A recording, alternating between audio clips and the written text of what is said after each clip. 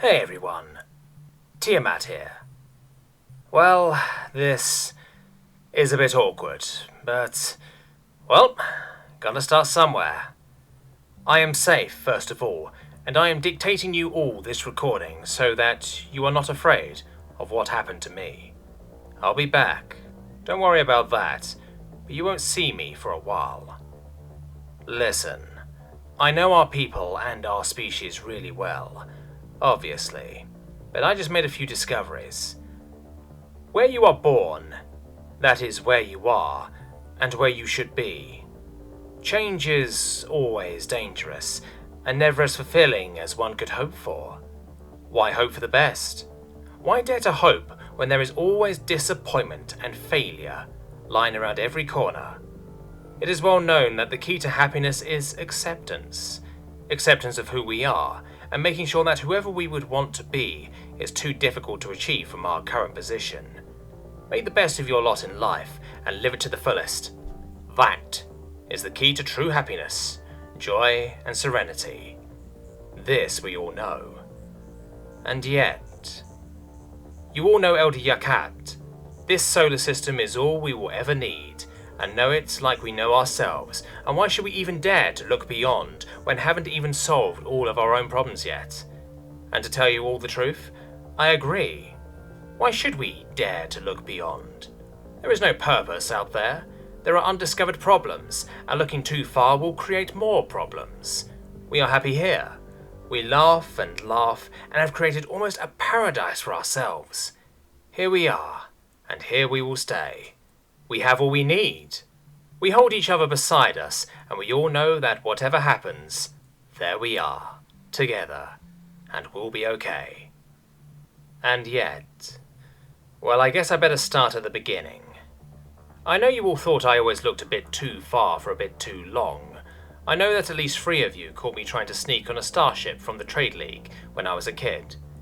Well, to tell you all the truth, I always wanted to get caught, thought it would make me a rebel, or whatever. Anyways, that's not the point. Sorry, this is harder than it looks. Well, I always wanted to see outside, but I loved the family, the system, the station. I loved all of you, and the joy, and the happiness here. I didn't want to leave. Not really. And yet, well, remember a few weeks ago?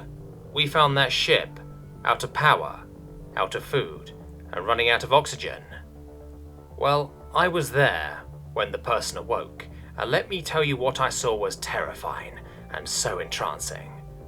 When I asked if it was alright, the first thing it said was, well, it asked a question. Who are you? Yeah, I know that's normal, but it didn't stop. Where am I? What's this bed? How big is your ship? Can you travel faster than light? How many planets in your star system? What do you eat? It didn't end. Every question led to another question and another and another. This behavior is curious enough, but, well, if it really wants to ask pointless questions, why not? If it acts like a child, treat it as one, right? And yet, over the next few days, as I talked with it and taught it who we are, it was entranced by us, just as I became entranced with it. It always looked further. It always asked why. How come it is like this and otherwise? Finally, its own curiosity somehow got to me. They are called humans, and they are who we used to be. Who we were. No. Who we still are but forgot to be. They read the histories of all the peoples they visit. They sail the galaxy on the warp currents. They named every star they ever visited to remember where they came from, who they were, and who they are now. And I know you won't believe me, but they know who they are. I know we are taught that wanderers are lost in more ways than one, but these people, nomads, are not lost. In fact, I would argue that they are the only ones who truly know who they are and know what they want. They set a course to find a brand new people everywhere they roam, while keeping their own peoples in their mind. But they don't have a home. They don't have that joy we have. And yet, It didn't take long to get a distress signal going in their own language. Trivial, really. But when it came time to record the distress call, the human didn't say, "Help, come get me." It said, "Everyone, I am safe. The location is safe. There is a friendly species here. I don't know the name of their star, but come to Tiamat star." Tiamat star. Don't worry, they changed the name pretty quickly, but still. Tiamat star. Is it greedy to be grateful to have a star named after you? Is it greedy to want that? To want something that not everyone can or should have, something that will cause discontent. I know that it wouldn't make me sleep better at night, knowing that I had a star named after me. I could do without it. And yet, well, you know the official first contact with the human fleet. A gigantic ripple in space-time, distorting the very nature of reality. First came an advance guard of 10,000 cruiser-sized ships, the first wave. Then came the capital ships, then the gardener ships. Ships designed never to ever stay in one place, ships designed to always move further and further away till they reach the edge of the galaxy and sweep beyond it, as they know they are destined to one day do.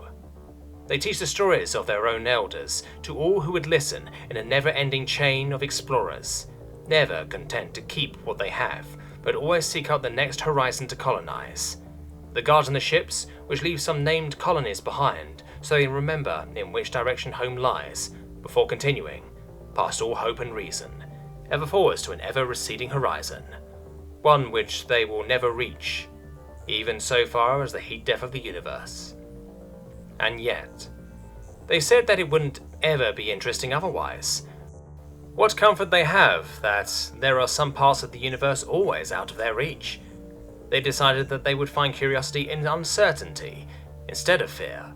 They decided that they would find joy in reunions rather than in permanent attachment. They made a decision that they would never find happiness in what they own or what they have or have had, nor even in what they are, but instead in what they do. They explore, and they couldn't want to do anything else. They could be a ship captain or a planet-born kid. They say that their joy comes not from being explorers, but in exploring. It doesn't come from having a star named after them, but in being worthy of having a star named after them. They don't colonize because they are colonists, but because they love the act, turning rocks into gems. Of course, such projects are rife with hardship and disappointment. And yet, they learn to love not just the good moments, but also the hardship, the disappointment. You heard me. They learn to love the disappointment of dreaming too much, because at least it meant that they were brave enough to dream. It showed that there was still much to do. As they say, no human nomad ever dies without at least one unfinished project, and they wouldn't have it any other way. Their joy doesn't come from having something consistent, an unchanging system and society, but in action, in their own personal action. They don't have our serenity, nor our joy, nor our happiness. Their life is filled with disappointment, false hope, sadness, loss, and goodbyes.